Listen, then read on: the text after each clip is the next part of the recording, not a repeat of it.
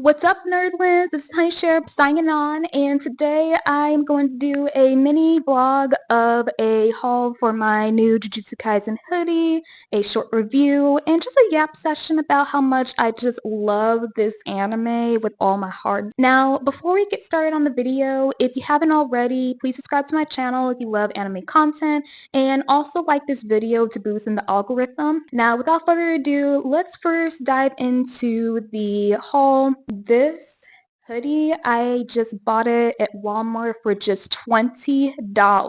That is such a great deal compared to where you go to other places and you go and see anime hoodies. They typically cost like $40 or $60. So this, when I saw the price of it, I just knew I had to get it ASAP.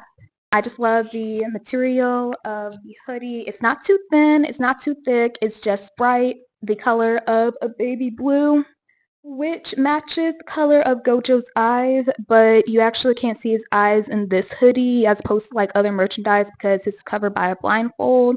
In fact, let me go ahead and show y'all a close-up of what this hoodie looks like. So as you can see here, you have the title of the anime written in color of white and in Japanese language.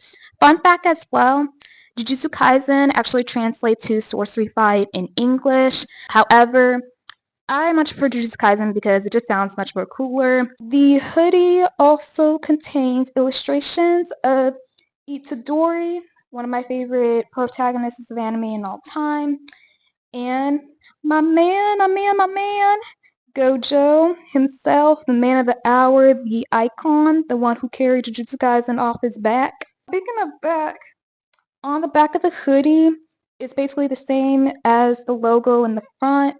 It just doesn't have anything else to show off. But if I had to rate this hoodie, I would definitely give it a 10 out of 10. It's very good quality at a cheap price.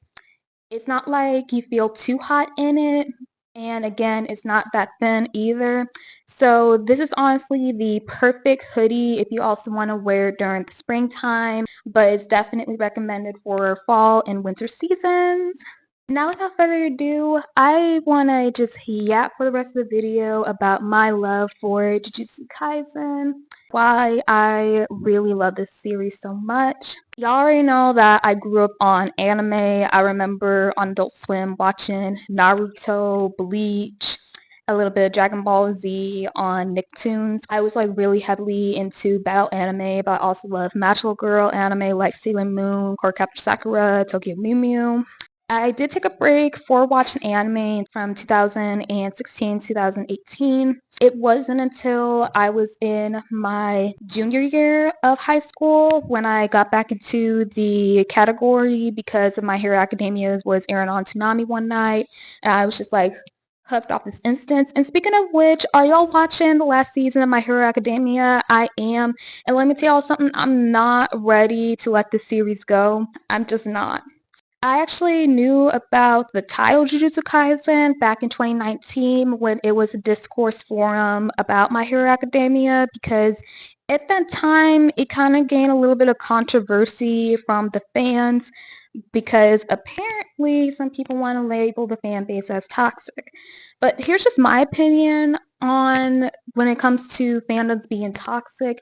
I think every single fandom have its bad apples. It doesn't mean that they're necessarily bad. Like, just enjoy the content that's being put out there and ignore all the discourse online. It's very simple. At that time, I didn't really check out Jujutsu Kaisen because it wasn't animated at the time. It was just a manga that was serialized in Shonenjump. It wasn't until around fall of 2020 when I was starting college and I was just looking on my anime list to see what new shows I wanted to watch during that time. I remember coming across the poster of Jujutsu Kaisen and I thought it looked really interesting. And when I saw the trailer and I saw the comments saying that it's heavily inspired by Bleach, I was tuned in. Like, I love me some Bleach. I just love how the power system is made up. I love the characters. I think honestly sometimes Bleach is overlooked compared to the other big three of shonen animes like Naruto, Dragon Ball, and One Piece. Bleach is in its own league and it's just like so good. If y'all haven't watched Bleach yet, please do. It's on Crunchyroll, and you can also read the manga as well. With Jujutsu Kaisen, when the first episode premiered on Crunchyroll, I was tuned in, and I was really fascinated about like how Itadori got possessed by Sukuna. What really sealed the deal for me was the ending. I love the animation of the ending. I love the casual outfits. Everybody was just eating it up at that time. The ending song, Lost in Paradise, that is actually like my ringtone. That's my alarm. It's been going on for nearly 3 years now, but I haven't changed it at all because that song is a banger. It's a straight up banger. Like the composure, the rap part, the singing. Like whoever came up with that ending song, their bills were due, the rent was due, everything was due, and they delivered. They understood the assignment.